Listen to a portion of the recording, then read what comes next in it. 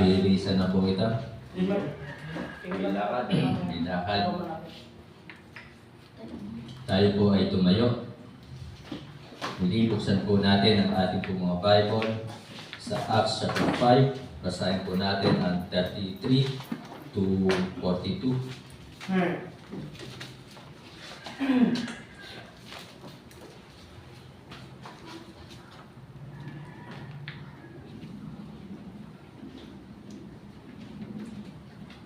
Acts chapter 5. Nakita niyo na po ba sa malakas at masayang amen? Amen. Sa alitang pagbasa, ako po sa verse 33, tayo po sa 34, and then sabay-sabay po tayo sa verse 42. Acts chapter 5, verse 33. When they heard that they were cut to the heart and took counsel to slay them, verse 34 tayo po. There stood there one in the council, a Pharisee named Gamaliel, a doctor of the law, had a reputation among all the people, and commanded to put the apostles' word until his feast. And said unto them, Ye men of Israel, take heed to yourselves what ye intend to do as touching this man. Verse 36. For before his days rose up Judas, boasting himself to be somebody, to whom a number of men, about 400, joined themselves, who was slain, and all, as many as obeyed him, were scattered and brought to naught. After this man rose up Judas of Galilee in the days of the taxing, and drew away much people after him, he also perished, and all, even as many as obeyed him, were dispersed. Verse 38. And now I say unto you, refrain from this man, and let them alone. For if this counselor is worthy of men, it will come from God. But if it be of God, he cannot overthrow it, lest haply ye be found even to fight against God. Verse 40. And today they agreed, and when they called the apostles, on beating them, they commanded that they should not speak in the name of Jesus, and let them go.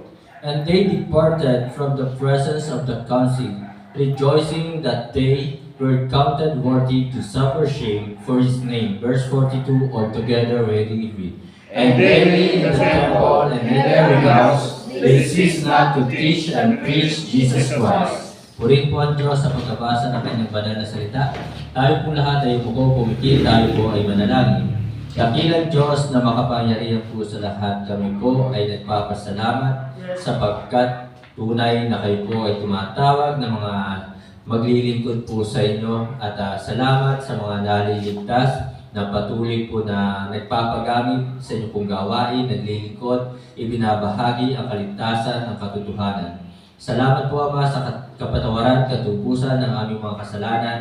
Salamat sa mga biyaya, blessings na aming pong tinanggap sa buhay na inyo po pinahiram sa amin. Nawa ito po ay patuloy na maging kagamit-gamit sa inyong pong gawain. Samahan mo po kami sa aming pong paglilingkod. Dalangin ko po na kayo po siyang magbigay sa amin ng knowledge at wisdom. Banal na Espiritu, pakapuspusin mo po kami. Dalangin ko po, itago mo po ako muli sa inyong pong likuran.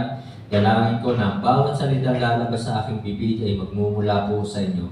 Salamat po Ama sa mga biyaya na patuloy mo po ibinibigay sa amin, at salamat sa mga kapatiran na nandun po kanila pong malasakit, pagmamahal sa inyong pong gawain. Nawa, ito po ay patuloy na tumimo sa aming pong puso't isipan, at patuloy namin pakamahalin at pahalagahan ang inyong pong gawain higit sa mga bagay sa mundo ito. Akin ibinabalik sa iyo Ama lahat ng papuri at pasasalamat. Ito po yung aking dalangin sa pangalan po ng aming Panginoon Jesus. Amen. Okay, pwede na pong maupo.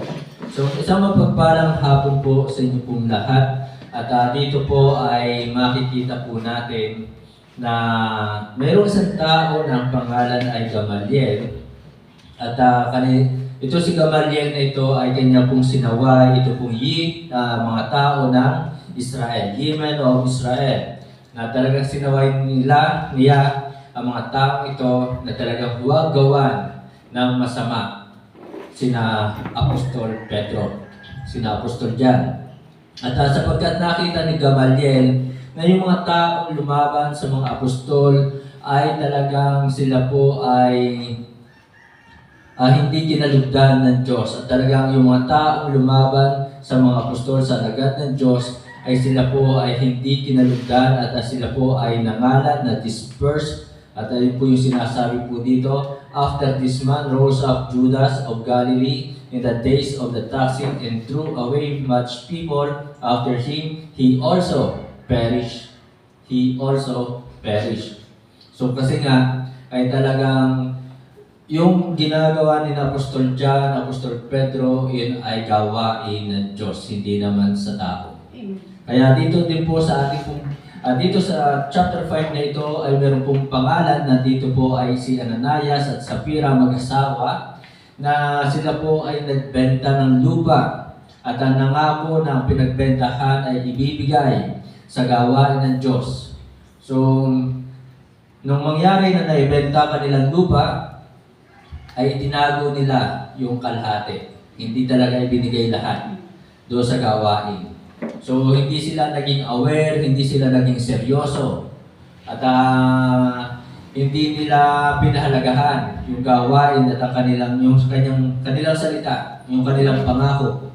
So, anong nangyari kina Ananias at Sapphira, kung inyo po babasahin yan, beginning verse 1, at hanggang po dito sa verse 11, sila pong dalawa ay namatay. Kaya, mahirap po kung tayo po ay lalaban sa gawain ng Diyos. Mahirap po kung tayo po ay lalaban, magiging against tayo doon sa mga lingkod ng Diyos. So, this afternoon po mga kapatid, mga minamahal, ang sabi po dito sa verse 42, and daily in the temple and in every house they cease not. Ang title po ng mensahe ngayong hapon, cease not. Huwag tumigil. So, ito pong mga alagad na ito, sina Apostol John, Apostol Pedro, kahit naranasan nila sila ikulong, ay sila po ay talagang hindi tumigil. Sa kabila ng matinding persecution, sa kabila ng matinding pagbabanta sa kanilang buhay, sa kabila na talagang marami ang nagagalit sa kanila, pero sila po ay hindi tumigil sa pangangaral, pagtuturo ng pangalan ng ating Panginoong Hesukristo. They cease not to teach and preach Jesus Christ.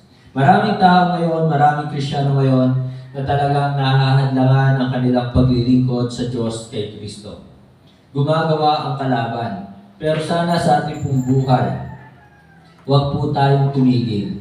Ano man ang dumating sa ating problema, ano man ang dumating sa ating persecution, ano man ang dumating sa ating kahirapan, ay huwag po tayong tumigil. Katulad po ni Apostol John at Apostol Pedro, hindi lang po sila, maging si Apostol Pablo, na siya po ay dating persecutor, na ang dating pangalan niya ay Saulo.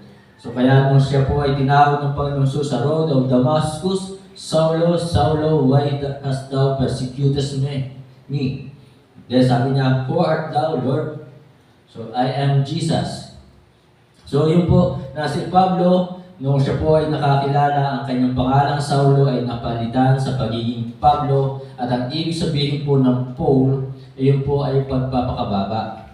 So ibinaba ni Pablo ang kanyang sarili, kaya siya po ay nagpalit ng pangalan. At hindi lamang sa pagpapalit ng pangalan, maging sa kanyang buhay, ay talagang nakita sa kanya ang pagpapakababa o yung pagpapakumbaba. So mga kapatid, this afternoon, cease na. So dalawang salita, pero napakarami ng mensahe ng dalawang salitang ito, cease na. Una, makikita po natin sa buhay ni Pedro, they are not selfish. Hindi sila naging maramot na ibahagi yung kaligtasan na mayroon sila. Hindi sila naging maramot na ibahagi yung Kristo na kanilang tinanggap. Hindi sila naging maramot na ibahagi si Kristo na kanilang sinasampalatayanan. They are not selfish.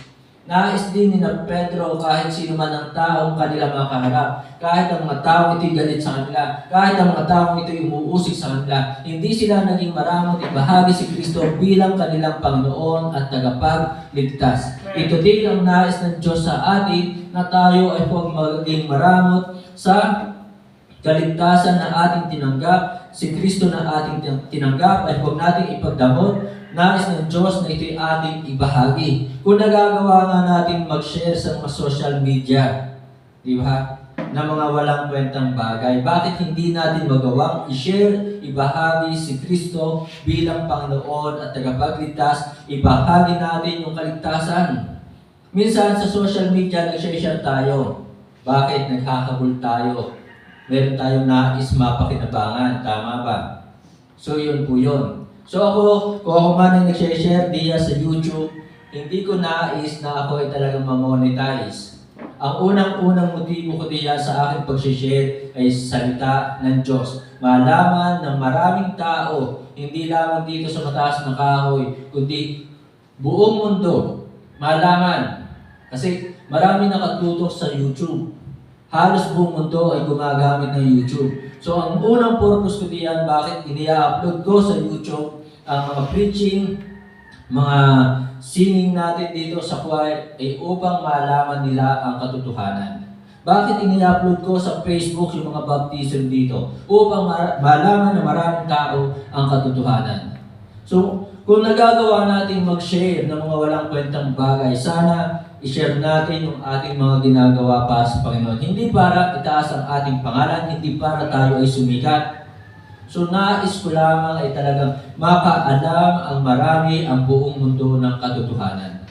Hindi man ako makarating ng Israel, hindi man ako makarating ng Japan, hindi man ako makarating ng Australia, pero sa pamamagitan ng YouTube,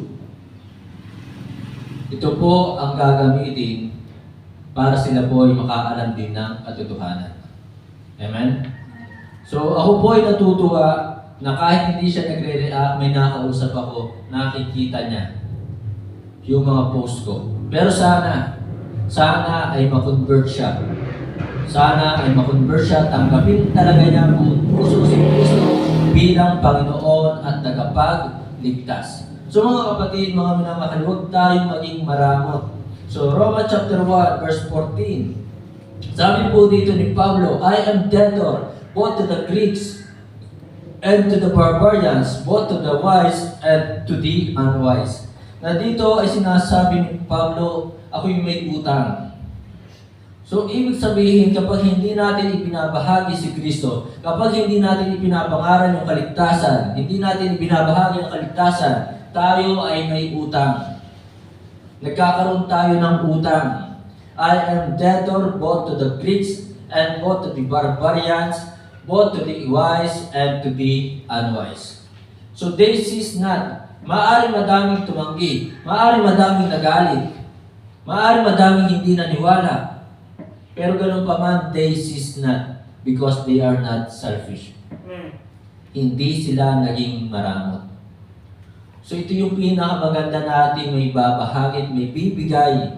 Hindi yung pera, hindi material na bagay, hindi yung sapatos, hindi yung cellphone, hindi yung damit. Ang pinakamaganda natin may bibigay sa tao ay si Kristo. Tanggapin nila si Kristo bilang kanilang Panginoon at tagapagligtas. Hindi yung magandang bahay, hindi yung magandang trabaho, kundi tanging si Kristo. Huwag natin ipagdamot si Kristo, huwag natin ipagdamot ang kaligtasan na ating tinanggap. Amen? So they cease not because they are not selfish. Hindi sila naging maramot. And then makikita po natin dito sa salitang they cease not, they are not slothful. Hindi sila naging tamad. O balikan po natin Acts chapter 5, verse 42. Ano sabi doon? And daily in the temple and in every house. So araw-araw walang pahinga. So daily, hindi na sila nagpahinga. Hindi na nila inisip ang kanilang sarili. Hindi na nila inisip ang mamasyal. Hindi na nila inisip ang magpakasaya. Diba?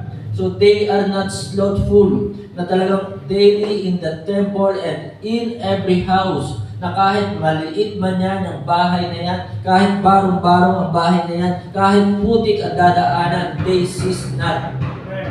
Diba? At kahit sila'y pinagsasarahan na ng pinto, they cease not. Hindi sila tumigil sapagkat sila ay mga taong masisipag, sila ay hindi tamad. They are not slothful.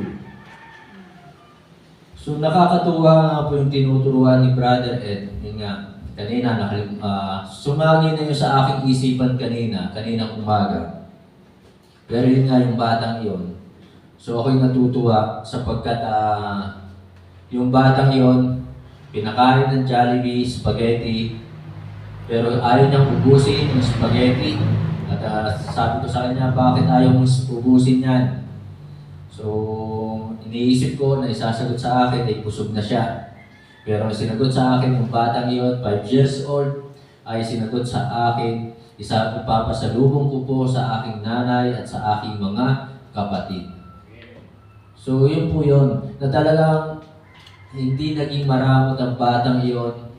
So, si Brother Ed naman, kahit maputik yun sa lugar na yun, kahit barong-barong yun, kahit mahirap yun, hindi naging tamad para ipangaral ang kaligtasan si Kristo bilang Panginoon at tagapagligtas. So, mga kapatid, mga minamahal, sipagan po natin na talagang ibahagi si Kristo bilang Panginoon at tagapagligtas. Sipagan natin na tayo ay mag-invite. Maaaring talagang mahirap, nakaka-discourage kasi pupuntahan mo linggo-linggo, pero ganun pa man, they cease not. So they are not slothful. Then next, Acts chapter 5 verse 29. Ano sabi po dito? Acts chapter 5 verse 29. Then Peter and the other apostles answered and said, we ought to obey God rather than men. So they are not scared na kahit sila ikinulong, hindi sila natakot sapagkat nandoon ang kanilang paniniwala, wala kaming ginagawang masama. Kahit kami ikulong ninyo, alang-alang kay Kristo, hindi kami natatakot, hindi kami hihinto, hindi kami titigil, ipangaral si Kristo, ituro si Kristo bilang Panginoon at tagapagligtas. Kaya mga kapatid, mga minamahal, huwag tayong matakot. At matakot nga tayong gumawa ng masama. Matakot tayo sa Diyos kapag hindi tayo nakakasunod sa kanyang mga utos. So they are not scared. Na kahit alam ni Pedro yung sasapitin ng kanyang kamatayan, Peter was not scared. Hindi siya natakot. Kahit sinabi na sa kanya ng Panginoon Jesus, Pedro, Peter, ito ang kamatayan mo, ipapako ka ng nakatiwalik. So hindi siya natakot sapagkat alam niya ni Pedro na siya ay nasa katotohanan. Kaya ito po yung talagang pinakamatinding dahilan bakit hindi ko maiwan ang pagiging Baptist. Bakit hanggang ngayon ako po ay nananatili sa pagiging Baptist sapagkat ito ang katotohanan. Nandito ang katotohanan. So mga kapatid, mga minamahal, they are not scared, they are not slothful. Then Romans chapter 1 verse 16, for I am not ashamed of the gospel of Christ, for it is the power of God unto salvation to everyone that believeth, to the Jew first, and also to the Greek. So mga kapatid, mga minamahal, they are not shy. Hindi sila nahihiya. Kaya huwag po tayong mahiya na ibahagi ang salita ng Diyos. Huwag tayong mahiya magdala ng Bible. Huwag tayong mahiya na tayo ay nag-aaral ng salita ng Diyos. Huwag tayong mahiya na tayo ay nagsusuot na ngayon ng decente, ng formal, naka-necktie, naka-long sleeve kahit mainit. Huwag tayong mahiya sapagkat ito talaga ang kalooban ng Diyos. So yun po, they are not shy, for I am not ashamed of the gospel of Christ. Bakit natin ikakahiya si Kristo? Ay dahil kay Kristo naligtas tayo. Bakit natin ikakahiya ang Bible? Ay dahil sa Bible ay nabagong buhay natin. God's word changes lives. Diba? So bakit natin ito ikakahiya? Ay si Kristo hindi tayo ikinahiya. Si Kristo hindi nahiya na pasanin ang krus. Si Kristo ay hindi nahiya na siya'y mapako doon sa krus. Ay bakit natin ikakahiya ngayon na tayo ay sumasamba maghapon? So mga kapatid, mga minamahal, they are not shy. Mahiya tayo kung mali ang ating ginagawa. Mahiya tayo kung mali ang ating ginagawa. So mga kapatid, ang ibang tao kahit mali ang ginagawa, hindi nahihiya. Hindi sila nahihiyang may dalang bote ng alak, hindi sila nahihiyang inuumaga sa sugalan, hindi sila nahihiya na sila may mga hikaw, kalalaking tao may hikaw, hindi sila nahihiyang magpatato doon sa masiselang parte ng kanilang katawan. Kaya mga kapatid, mga minamahal, huwag tayo mahiya, ibahagi ang salita ng Diyos. Na si Kristo ang Panginoong tagapagligtas. 1 Peter chapter 4, verse 13. Bilisan na po. Malapit na tayo matapos. 1 Peter chapter 4 verse 13. Maaring meron pong kahirapan, maaring meron pong persecution, pag-uusig, pero maaring sila po ay nakukulong. Pero ano sabi dito sa 1 Peter chapter 4 verse 13? But rejoice inasmuch as ye are partakers of Christ's suffering, that when His glory shall be revealed, ye may be glad also with exceeding joy. They are not sorrowful. So this is not, sapagkat kailanman maaari sila nakulong, maaari sila inuusig, may pagbabanta sa kanilang buhay, pero hindi sila nagkaroon ng kalungkutan. Amen? Hindi sila nagkaroon ng kalungkutan. They are not sorrowful. Hindi sila naging malungkutin sa kanilang paglilingkod. So sabi nga dito ni Pedro, sa kanyang mga sinulat, but rejoice inasmuch as ye are partakers of Christ's suffering. Magalak kayo, sapagkat kayo mga karamay ni Kristo sa kanyang mga pagtitiis, that when His glory shall be revealed, ye may be glad also with exceeding joy. So yun po mga kapatid, they cease not because they are not sorrowful. Hindi sila nalungkot na talagang ituro, ipangaral si Kristo bilang Panginoon at tagapagligtas. Hindi sila nagkaroon ng kalungkutan. Philippians chapter 4, verse 4, nakakulong si Pablo dito. Philippians chapter 4, verse 4, rejoice in the Lord always, and again I say rejoice. So yun po yung itinuturo pa niya ni Pablo sa kabila na siya'y nakakulong, siya pa yung nagsasabi. Baligtad, di ba? Dapat yung mga nasa labas ang magsasabi kay Pablo, Pablo, magalak ka. Pero si Pablo po yung nagsasabi sa mga taga-Philippians, magalak kayo. Rejoice in the Lord always, and again I say rejoice. So they are not sorrowful. Hindi sila naging malungkutin sa kanilang paglilingkod, sa kanilang pagtuturo, pangangaral ng salita ni Kristo, na si Kristo ang Panginoong tagapagligtas.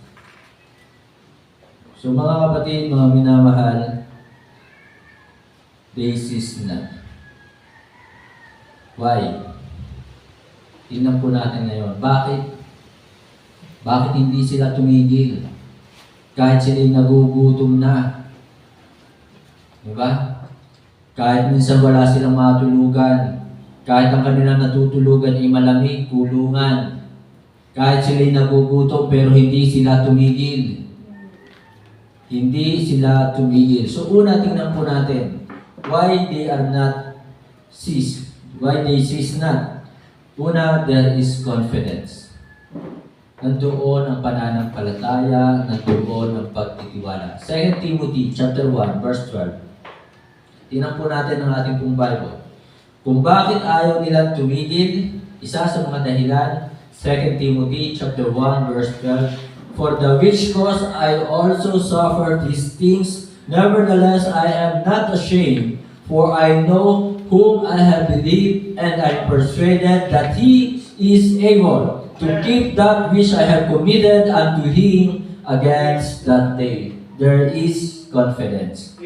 Confidence in the Word of God. Na talagang si Pablo, Pedro, Juan, Santiago, Lucas, Matthew, lahat ng mga alagad na nampalataya na kahit pinapakain na sa mga leon, sa mga tigre, pinupugutan ng ulo, there is confidence. Nanatili yung kanilang confidence, yung kanilang pananampalataya, ang kanilang pagtitiwala sa salita ng Diyos. There is confidence in the Savior na kahit sila dumaranas ng kahirapan, pagpatay, pinapatay na sila, nagtitiwala pa rin sila kay Kristo. Nagtitiwala pa rin sila sa ating Diyos na Panginoon. There is confidence na talagang ang Kristo ito, ang Diyos na ito ay magliligtas sa kanila. So makikita natin na ang kanilang pananampalataya at pagtitiwala ay napakalaki. Ngayon, tanungin po natin ang ating sarili. Tayo ba ay talagang 100% nagtitiwala? Tayo ba ay talagang 100% nananampalataya? Trust in the Lord with all thine heart, and lean not unto thy own understanding. In all thy ways acknowledge Him, and He shall direct thy paths. So makikita po natin dito, there is confidence in the Word. There is confidence in the Savior. There is confidence in the presence of the Lord. Nandoon ang kanilang pagtitiwala, kasama nila ang Panginoon. Kaya nga sinasabi dito sa mga talata ni Matthew, for where 2 or 3 are gathered together in my name, there am I in the midst of them. Yun ang sinabi doon sa Matthew chapter 18 verse 20. Hebrews 13 verse 5 na sinasabi doon na let your conversations be without covetousness, but be content with such things as ye have, for He hath said, I will never leave thee, nor forsake thee. What shall we then say to these things? If God be for us, who can be against us? So nandoon ang kanilang pagtitiwala in the Word of God, in the Savior, in the presence, in the promise. Buong puso silang nagtitiwala sa mga pangako ng Diyos ni Kristo. Faithfully see that calleth you, who also will do it. 1 Thessalonians chapter 5, verse 24.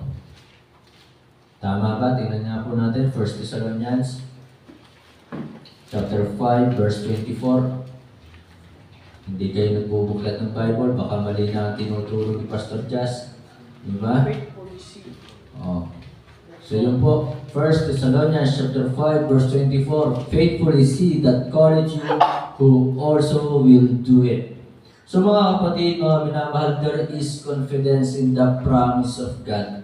There is confidence in the protections of God. There is confidence in the provisions of God. Philippians chapter 4, verse 19. Sabi po ng mga talata sa verse 19, but my God shall supply all your need according to His riches and glory in Christ, by Christ Jesus. Amen. So nandoon ang pagtitiwala. There is confidence. The reason they cease not. Ito yung dahilan bakit hindi sila tumigil, ituro, ipangaral si Kristo. There is confidence. There is confidence in the power of God. Amen. That your faith should not stand in the wisdom of men, but by the power of God. Kaya mga kapatid, mga minamahal, tingnan natin ang ating sarili. Suriin natin ang ating sarili. Tayo ba ay buong pusong nagtitiwala sa Diyos kay Kristo? Pangalawa, they cease not. Why? There is concern. Nandoon ang kanilang malasakit sa mga kaluluwa. Kaya nga si Pablo, lagi sinasabi ni Pablo, na talagang, for I am not ashamed of the gospel of Christ, for it is the power of God to everyone that believeth, to the Jew first and also to the Greek. And Acts chapter 20, tingnan po natin ang ating pong Bible sa Acts chapter 20. Na talagang sinasabi po dito ni Pablo na I am pure in the blood. So sinabi po dito sa verse 26, wherefore I take you to record this day that I am pure from the blood of all men. Amen. Ibig sabihin po, lahat na nakausap ni Pablo, hindi siya nakipagmarites. Diba? Hindi niya hinaluan ng marites. So nandoon, ibinahagi niya si Kristo bilang Panginoon at tagapagligtas. I am pure from the blood of all men. Kaya mga kapatid, mga minamahal, kung nagagawa nating makipagtsikahan, makipagkwentuhan, sana maisingit natin si Kristo. Kung talagang tayo po mayroong malasakit sa mga kaluluwa, at kung mayroon tayong malasakit sa ministry, sa gawain. So there is concern na sina Pedro, sina Pablo, sina Juan, kahit sila'y makulong, ay nandoon ang kanilang iniisip pa rin ay kaluluwa. nandoon iniisip pa rin nila ay ministry. Na kahit sila'y nahihirapan, ministry. So this is not. So naalala ko lang, isingin ko lang. Huwag po kayong mapapagod. Huwag kayong titigil. Ipangaral si Kristo bilang Panginoon at tagapagligtas sapagkat kapag tunay na tumanggap ang isang tao kay Kristo, tunay na mababago ang kanyang buhay. Brother Jason, dati magiinom. Pastor Josh, dati magiinom. Pero ngayon ay magiinom ng kape. Di ba? So, sino dito nakapanigarilyo dati? O, Sister Jacinta, nakapanigarilyo dati. O, John Mark. O, Pastor Josh, nakapanigarilyo din dati. So, ngayon, ang lumalabas sa bibig, salita na ng Diyos. So, tunay po na nagkakaroon ng pagbabago. Kaya mga kapatid, I encourage you to cease not. Huwag kayong tumigil. O, dating single pa rin po hanggang ngayon. So mga kapatid, mga minamahal, singit lang yan. So, nandoon makikita natin yung kanilang concern, pagmamalasakit sa kaluluwa, sa ministry ng Diyos ni Kristo. And then, another reason, Acts chapter 5, verse 42, balikan natin to. So, and daily in the temple, they cease not to teach and preach Jesus Christ. So makikita po natin dito, there is charity, yung kanilang pag-ibig sa Diyos kay Kristo, yung kanilang pag-ibig sa mga kaluluwa, sa mga tao, kahit sila inuusig na. Sabi nga ni Kristo, ang utos ng Diyos, love your enemies, do good to them that hate you, bless them that curse you. So gawan pa rin natin ang mabuti. Kahit sila nagagalit sa atin, kahit tayo ay kanilang kinainisan, kinapuputan, at tayo ay ginagawa ng kwento kung ano-ano, do good to them. So ito po yung kanilang ginawa. Na makikita natin, there is charity. So, may mga Kristiyano naman ngayon, mahal naman ang gawain, pero kalahati lang ng puso nila. Di ba?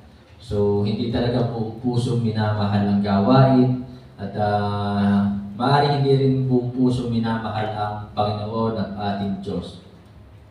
So, tayo po ang utos sa atin, thou shalt love the Lord thy God with all thy heart, with all thy soul, and with all thy mind.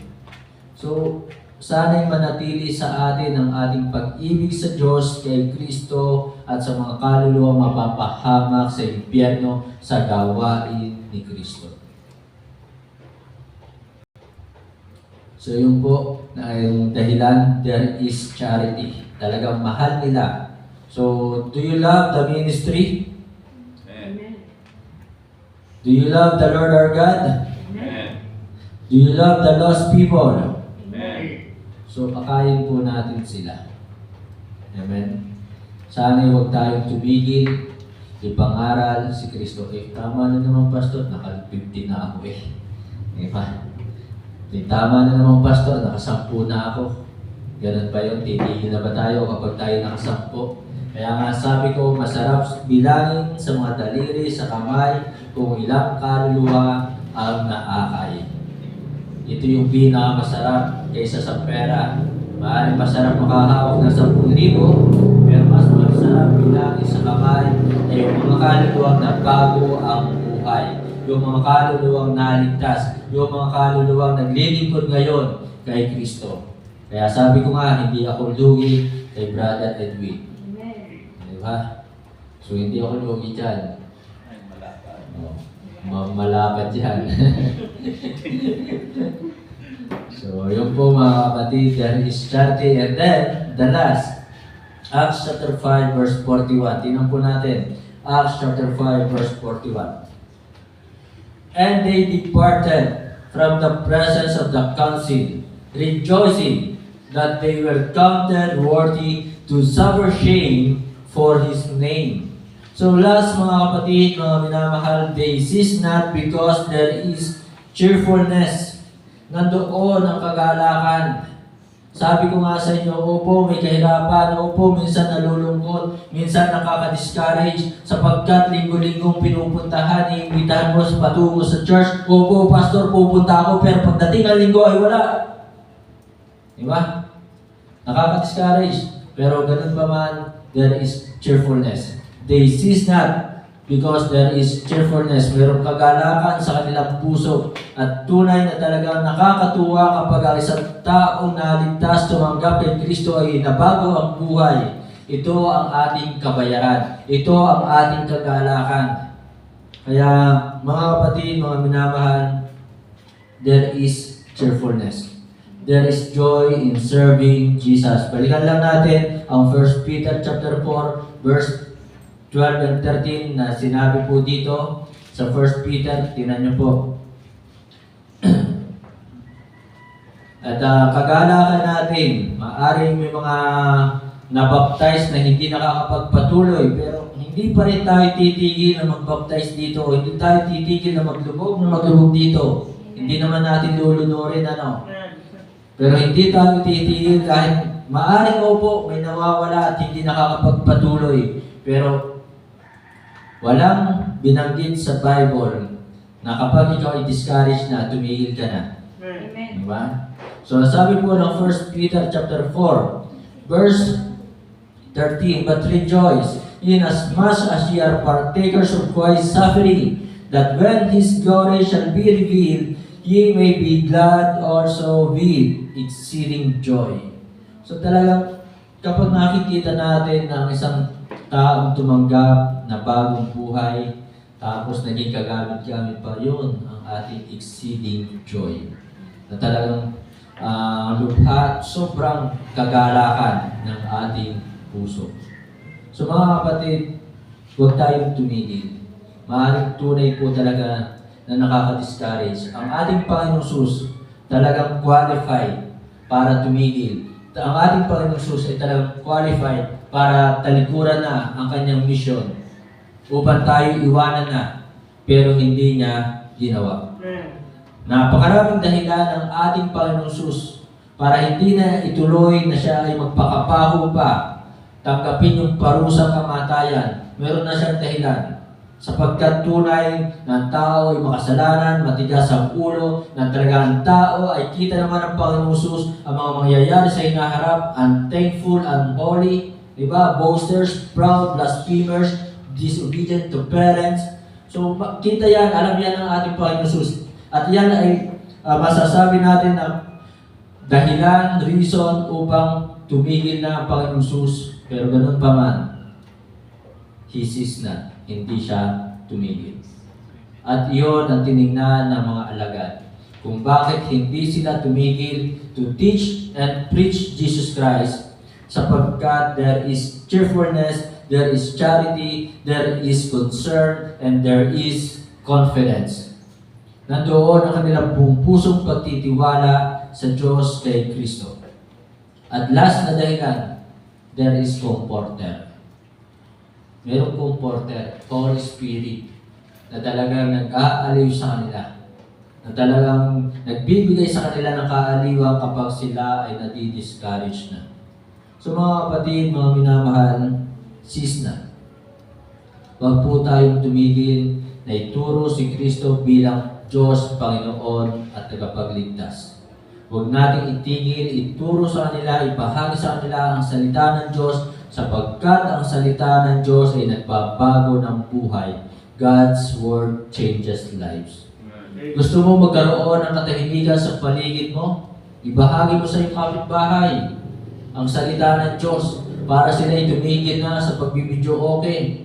Diba? Nagre-reklamo ka, kaingin naman ang aking kapitbahay, lagi na lang lasing, tapos bunganga ng bunganga, nag-aaway. So, kung gusto mo magkaroon ng katahimikan sa paligid mo, ibahagi mo si Kristo bilang Diyos, Panginoon at tagapagligtas. Ibahagi mo na talagang pagsisihan ng kasalanan, na ang pag-iinom ay kasalanan, ang pagbibisyo ay kasalanan, ang pagsusugal ay kasalanan, ang pagtaya sa steal sweepstakes ay kasalanan. So kung gusto mo magkaroon ng katahimikan, kapayapaan, ibahagi si Kristo. sapagkat na kay Kristo ang tunay na kapayapaan, na kay Kristo ang tunay na kagalakan. Kaya mga kapatid, mga minamahal, panay ang reklamo. Ika, kaingin naman ang aking kapitbahay. O, ibahagi natin. Kasi kapag yan ay tumanggap, ay tigil ng video okay yan. Sure yun. Dati akong video okay king. Di ba? Macho, gopito na ako. Oh, diba? So mga kapatid, mga minamahal, sigurado po yun na talagang sila po ay mababago kapag tunay silang tumanggap kay Kristo bilang Panginoon at tagapagligtas. At kung ikaw ay tunay na tumanggap kay Kristo, ang concern mo na hindi sa mga bagay sa mundong ito. Love not the world, neither the things that are in the world. If anyone love the world, the love of the Father is not in him. Na yun ang pag-ibig ay ang Diyos, yung gawain ni Kristo, hindi na yung mga bagay sa mundong ito. So kung ikaw ay tunay na tumanggap kay Kristo, hindi ka na magiging covetous, hindi ka na maingit doon sa kaklase mo mayroong iPad, iPhone, di ba, mamahaling cellphone, na ikaw ay makukontento na lamang sa cellphone mong luma, na ikaw ay makukontento na lamang doon sa mumurahing cellphone, di ba? So yun po mga kapatid, mga minamahal, na yung mga tunay na tumanggap kay Kristo ay nagkakaroon ng contentment. There is contentment. Kung bakit hindi sila tumigil, they cease not. Di ba? Ako po ay talaga nalulungkot na ang ibang Kristiyano nakakabili ng mamahaling cellphone, nakakabili ng mahal na damit, branded, mahal na sapatos, pero hindi naiisip tumulong sa gawain. Mas inuna pa yung kanilang, opo, nakalagay naman na you enjoy kung ano man ang pinaghirapan mo. Nakasulat sa Bible na yan ay karapatan mo. Pero sabi nga ni King Solomon, it is vanity. Diba? So mga kapatid, mga minamahal, they cease not. So salamat hindi sila tumigil, sapagkat kung sila'y tumigil, nasaan kaya tayo ngayon? Pass it on. Diba? Magaling ka sa basketball, magaling kang pumasa, na ipapasa mo ang bola, salita ng Diyos ang ating ipasa. Tayo po ay tumayo. Tayo po yung pupunti, tayo po ay manalangin. Dakilang Diyos na makapangyarihan po sa lahat. Muli, salamat po Ama sa inyong pong banal na salita. Tunay na ito po ay buhay at makapangyarihan. Salamat na ito po ay bumabago ng buhay. Salamat na patuloy kayo nangungusap at pinalalakas kami spiritually. Salamat sa inyong kabutihan at katapatan. Ako po ay lubos na nagagalak at nagpapasalamat sapagkat tunay na ito ay tapat. Maraming pagkukulang, maraming kasalanan, pero nananatili ka po tapat sa amin. Nawa po Panginoon, patuloy ka namin paglingkuran, katulad ng mga lagad. Huwag sana kaming mapagod, huwag sana kaming magsawa, huwag kaming ma-discourage, huwag kaming tumigil, huwag kaming huminto sa aming pong paglilingkod, sa aming pong pagbabahagi ng kaligtasan na si Kristo, ang Diyos, Panginoon at tagapagligtas.